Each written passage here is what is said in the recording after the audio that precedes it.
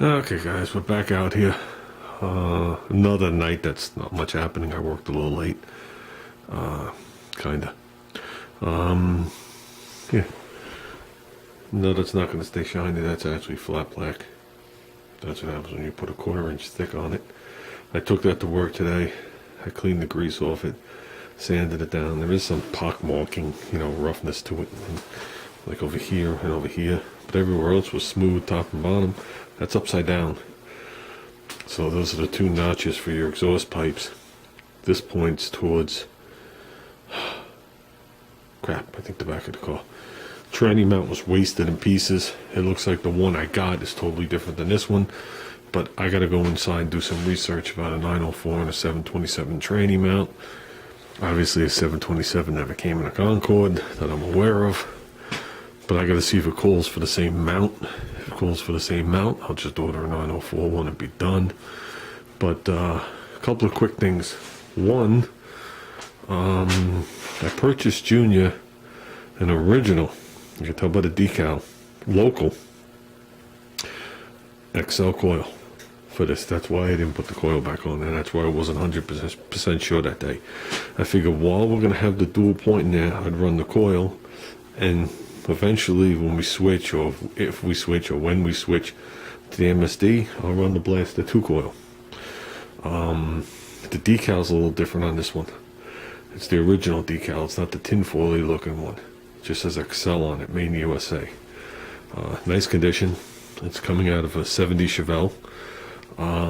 Actually, I could have had it here this morning, but I had other things to handle. So it's actually going to be here Monday morning. The guy's actually dropping it off to my house. I bought it on eBay, but the guy's dropping it off at my house, just like the guy that dropped my wheels. So I thought that was stupid nice. No shipping, just the payment of the coil. I did really good on the coil. The guy has a bunch of stuff for sale. He seems like a nice guy, but nothing else I could use. Okay, I purchased a box today. It's actually out in the car with a bag tied around it for a reason.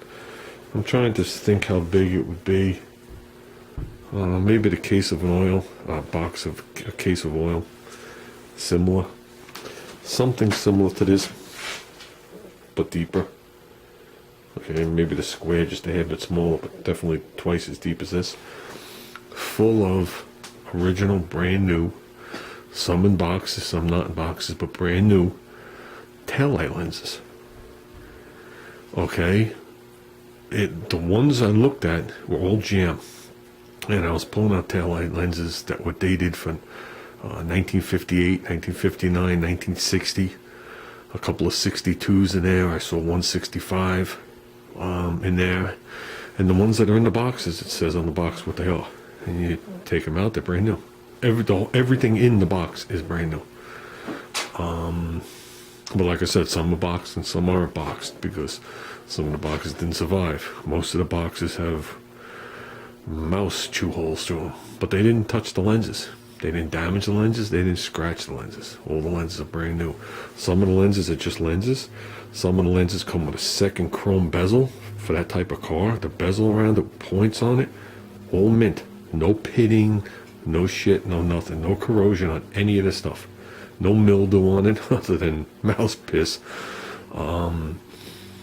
One of them's pretty cool. It says 65 on it. I think it's from a 65, like Impala, Caprice, whatever you would call it. You got the ones across the trunk. It's actually the tail light with the reverse light in the center of it. But it's just actually, I didn't count. I'm guesstimating 30 plus tail lights. Most of them, most of them are the size of this. Some are corner ones, like a corner piece. And the bottoms are blacked out, like I said, never on anything. These things are all brand new. I pulled out one that said 60, I think it was, a 62 or 60.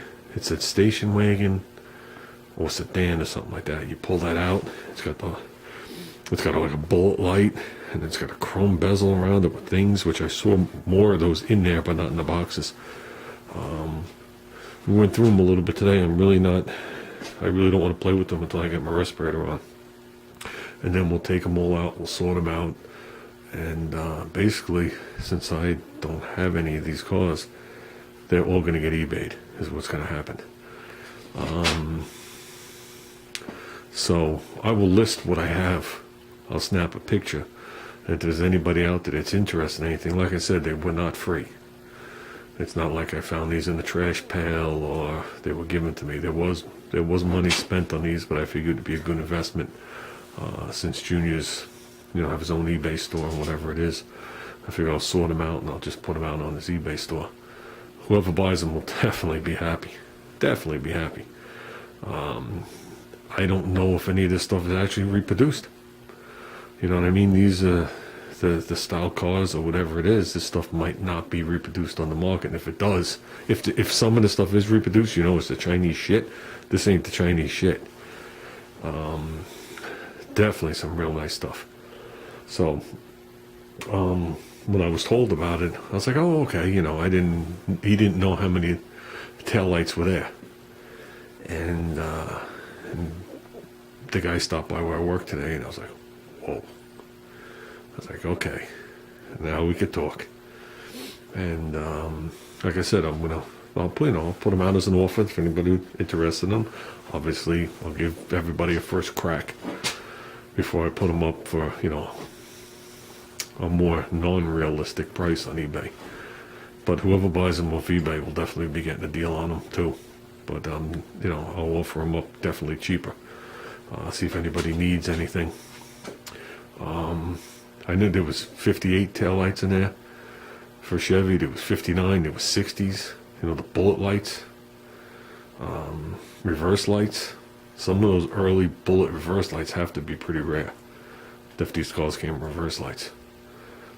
Some of them look like, at first I thought they were reverse lights, but when the box says marker light, so I'm assuming it's for the front, and they're clear. But like I said, I'll put it up there, and we will be making progress on here. I know it's been slow. I've been running around. I've been doing stuff and dealing with the Galant and dealing with this and dealing with that. And I had to dig this thing out this morning and get it to work.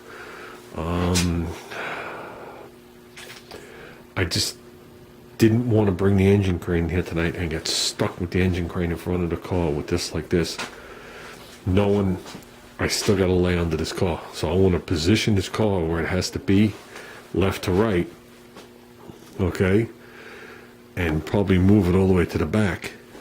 Then I'll bring the engine crane in. I'll do this all tomorrow.